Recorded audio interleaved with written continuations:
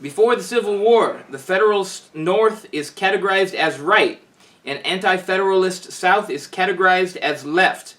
But is it possible to say that culturally, the aristocratic South was culturally right, and the North was culturally leftist? Well, the problem is using the phrases right and left, because they don't really mean a lot here.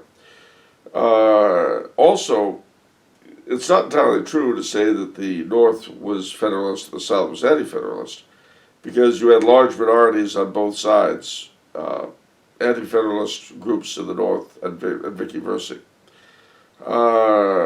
Also, when we speak of the agriculture of the aristocratic South versus the North, you got to bear in mind that both sides had their aristocracies. They were just very different. In the North, agriculture was looked up to because you had these great plantations and all this. And merchanting was considered low class. You see, something that gentlemen didn't do. It didn't help that most of the planters were way up in debt to the merchants. Ooh. That was one of the things that decided the course of the Revolution. And also the Civil War, because as soon as both conflicts came along, the Southern planters were able to immediately disavow their debts. Well, that's nice. Well, yeah, because at the time of the Revolution, they were in debt to London merchants. At the time of the war between the states, they were in debt to New York merchants and New England merchants. So all at once, poof, debts are gone. The problem with agriculture on a grand scale, ladies and gentlemen, is that while it's labor intensive, if you've got bad years, you're still stuck with debts. So anyway, it made one of the byproducts. I'm not saying this was the major reason either for the Revolution or for the war between the states, but nevertheless, it certainly did allow them the ability to disallow their debts like that, which is a great help. Yeah. In the North, merchanting was considered aristocratic. You know, smuggling people like John Hancock. And agriculture was considered something for the lower classes, the people who couldn't make it anything else. Part of the reason for this is that New England was much more hardscrabble than the South.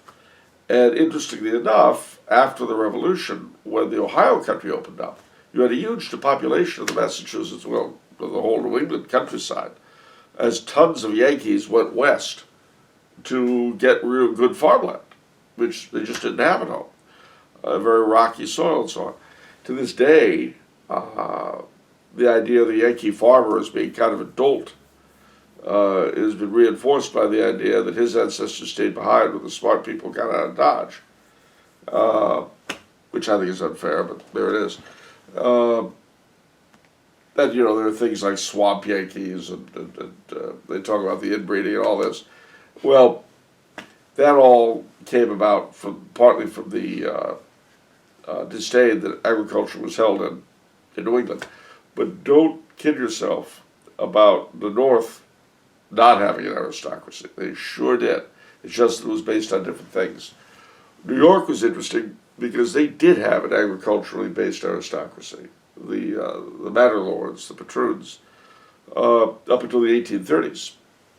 And certainly in Boston, New York, Philadelphia, you had and have a very snooty urban aristocracy. They're just not, generally speaking, agriculturally based. So as I say, the whole right and left thing doesn't really fit. There are aristocracies and there are aristocracies. And the revolution was brought about, the American Revolution was brought about by a sort of coalition of the aristocracies or oligarchies of each of the colonies. But these were very, very different.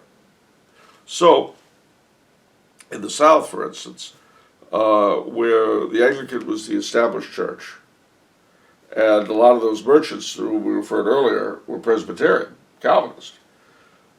In the South, Anglicans tended to be loyalist, and Anglicans tended to be rebel, and Presbyterians tended to be loyalist.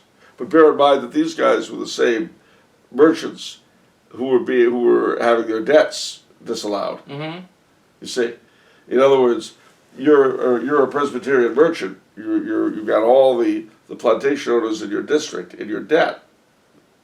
Suddenly they're declaring independence and disallowing their debt to you, and you've become a brave soldier of the king. I see. So I mean, it's weird. In the North, on the other hand, where the Congregational Church was established, and where Anglicans were often poor farmers, there Anglicans tended to be loyalist, and Congregationalists tended to be rebel.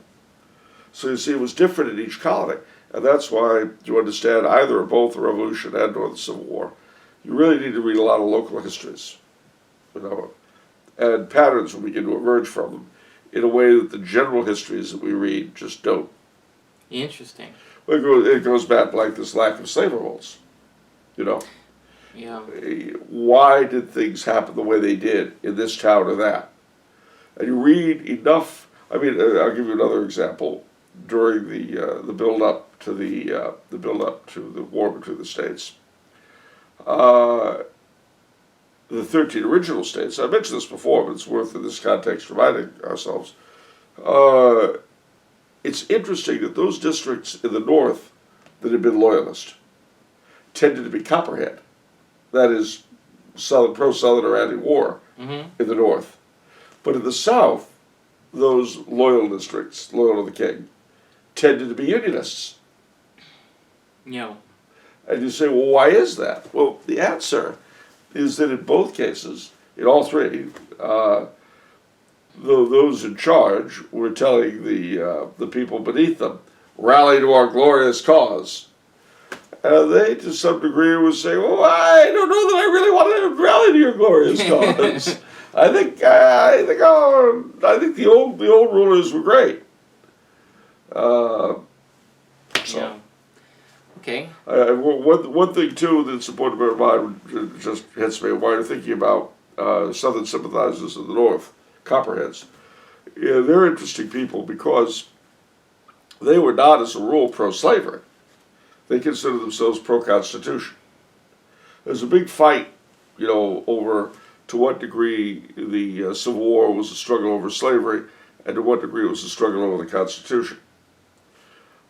Well, you can argue that till you're blue in the face, but I can guarantee you that for the vast majority of Copperheads who were against the war in the North, it was not about preserving slavery in the South. It was about preserving constitutional freedom throughout the United States. If slavery could be abolished by fiat of the federal government in the South, who was to say that they couldn't do something similar and more awful, like, I don't know, impose gay marriage in the North? Yeah. Yeah. Okay. I'm sorry, ladies and gentlemen, I'm feeling rather subversive today. That's okay. I don't mean to. We unconditionally accept you, Charles. Ooh! Gosh. Doesn't a warm, fuzzy feeling? I feel engulfed with love, coming not just from you, but from our entire audience. Ow, that was a troll. It's all right. You know who you were. I felt that just now. But for the rest of you, thanks for this warm, gooey feeling that's overcoming me.